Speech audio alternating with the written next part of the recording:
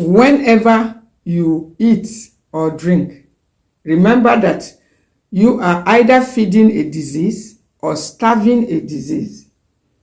The best way to heal is to starve the disease. But most of the time, we feed diseases ignorantly, or rather innocently. And one of the very common diseases we feed ignorantly or innocently is the yeast or Candida, as we often call it. Now, the yeast or Candida is very common among the younger people. It can affect anybody. And this yeast begins to grow the moment we are consuming carbohydrates, sugary foods, processed foods. These are the top foods that helps to increase the number of yeast in our body. And we can't actually live without these foods completely. But we can reduce our consumption of them and then also include foods that kills off this yeast naturally.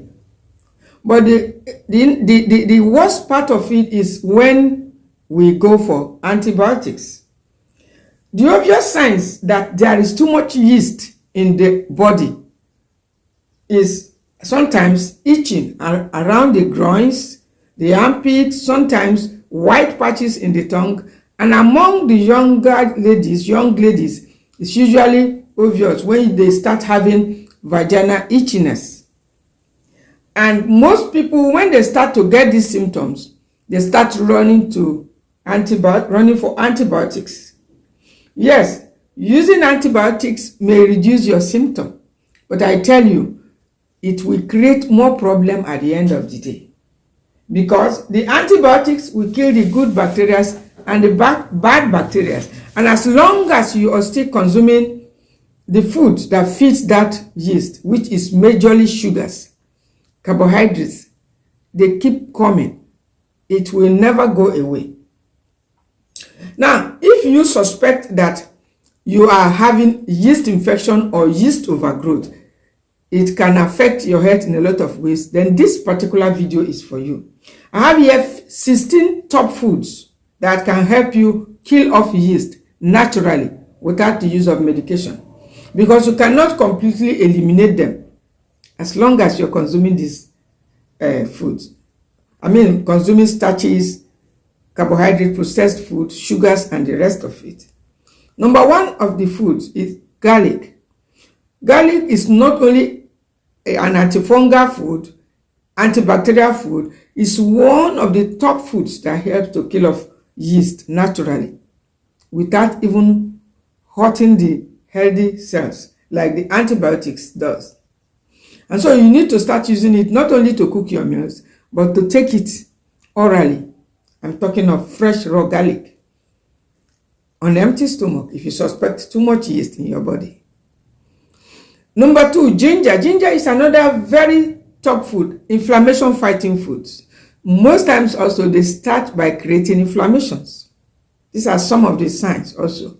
So need to include ginger regularly in your meal as a taste enhancer, or you can make tea out of it. Number three, turmeric. You can even pair your ginger or your turmeric together as tea in order to help kill off some of the yeast.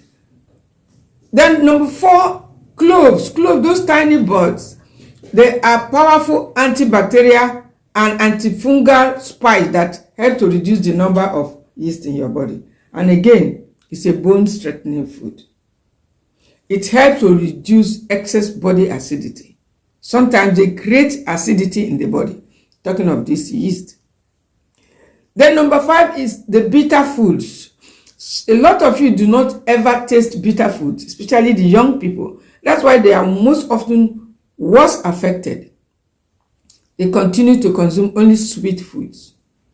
Bitter foods like bitter leaf, neem leaves, even the bitter cola, even the papaya leaf tea.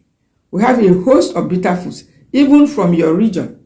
It varies from region to region, but there are bitter foods around, which you can occasionally include in your diet in order to reduce the activities or the growth of yeast in your body. Then the next is the peppers. A lot of pepper, like black peppers, cayenne peppers, the green bell peppers, all peppers are great for you if you're trying to reduce the activity of yeast in your body.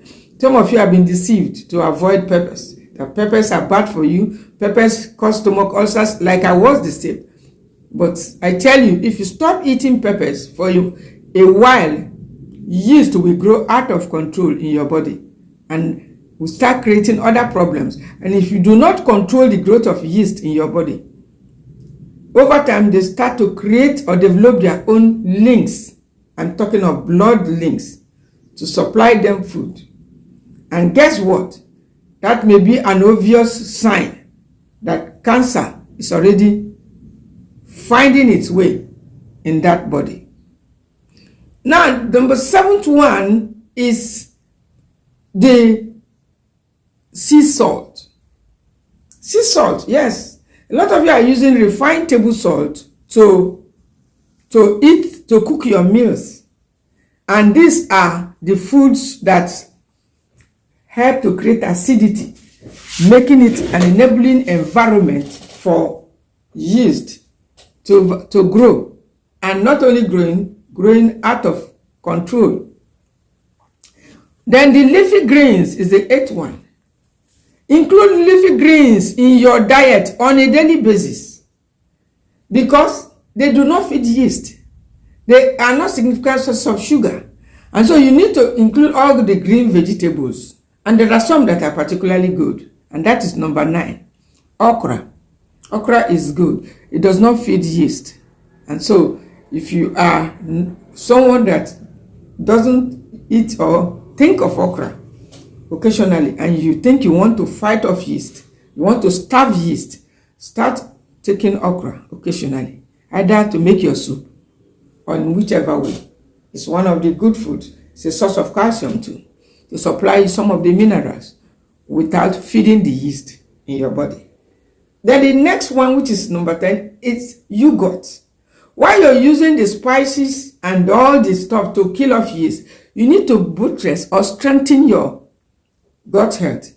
You need to strengthen the healthy gut bacteria that are fighting on your behalf. And how do you do it? By bringing in probiotics in your diet. A good yogurt, not yogurt filled with sugars and flavors, but yogurt with probiotics. You can make your own yogurt at home, fermented, talking of fermented food. There are other fermented foods which are in the category of probiotics, such as you can ferment your millet grain at home, make it as pap occasionally, and take. It won't feed yeast, taking it in moderation, but will rather increase the number of the healthy bacteria that helps you with digestion and to reduce the number, to increase the number of the bacteria that are working in your favor. You need to include foods like green apples. Green apple is a source of malic acid. And sometimes if you feed the sugar in the green apple, will give you trouble, or will feed yeast, you can go to apple cider. Occasionally, you take a tablespoon of the apple cider, put it in your warm water or whatever, and take. It's going to kill off some yeast because of that acid there. Then the next is the lemon juice. Adding lemon juice occasionally to your own water is a great way to reduce the number of yeast because of the vitamin C.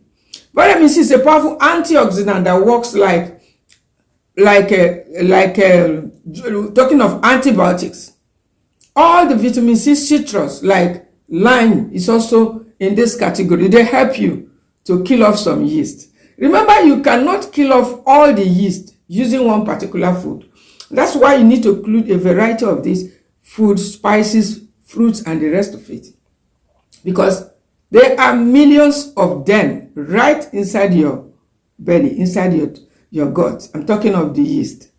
And even when they are allowed to grow uncontrolled, they impair your digestion. That's why some people complain they consume food, is not being digested. If there's no pepper there, the yeast takes over. And they create an environment of coldness. And that is where cancer likes to grow. Cold environment, poor blood circulation, and the rest of it. So you need to start to include citrus, moderate, especially those with vitamin C, that will not add sugar, because sugar is one of the top foods that helps to feed this. And then the next is mint. Can take mint as tea or can make steam inhalation. I'm talking of mint. It has antiviral properties. The mint leaves is powerful when it comes to cleaning off yeast. So it's one of the very herbs that you should occasionally make tea out of it, especially if you suspect that yeast is growing in your body. It's also one of the top food that helps to, reduce insulin resistance. Most of other teas that are naturally caffeine free are also in this category. Once in a while you take them, they help you to reduce yeast activity. Now, talking of the oils, cold pressed coconut oil is the oil of choice, because you cannot do without oils when you're fighting yeast. You must include cold pressed coconut oil. It has lauric acid, malic acid, is number one when it comes to yeast infection. As a matter of fact, young ladies can equally apply it topically to their private parts if you suspect that the yeast is disturbing you there too much. You can also take it internally, talking of the cold pressed coconut oil, if you suspect that yeast is too much, is disturbing you, or you are a victim of yeast infection or Candida. Olive oil is also good, but I tell you, the nutrients in the cold pressed coconut oil are different. And in my view, when it comes to yeast infection, it comes first in terms of oils, because of these acids, this lauric acid, papric acid, and the medium chain fatty acids. It's a source of nutrient that helps to kill off yeast. Whether you take it to cook your meals, whether you take it orally or you apply it topically. Sometimes this yeast can come even around your toes. It can come any point, your armpit, your groins. You can apply the cold pressed coconut oil. You can also combine it with any other essential oil for synergy and use it topically. It's one of the top oils that you should be using either for cooking or for internal use. Olive oil is okay, and then peanut oil is also okay. Then the next type of food is the nuts, especially cashew nuts. Nuts do not contain sugars, because we are talking of feeding the disease and starving it. And these are the food that will starve the disease for you and provide you vitamins and minerals to keep you going. Include cashew nuts, almond, peanut in moderation. It's also even walnut. It's a source of omega-3. These are food that help you to fight disease. You don't have to avoid any protein-rich food. Include sufficient protein like black-eyed cowpea. When you do not include protein, diseases tend to thrive. You make volume of spaces for them to grow and to multiply.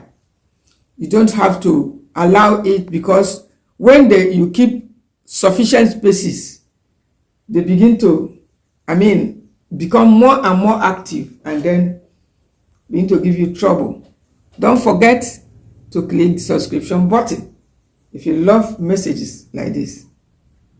Food remains a medicine, but moderation is our rule. Thank you for watching.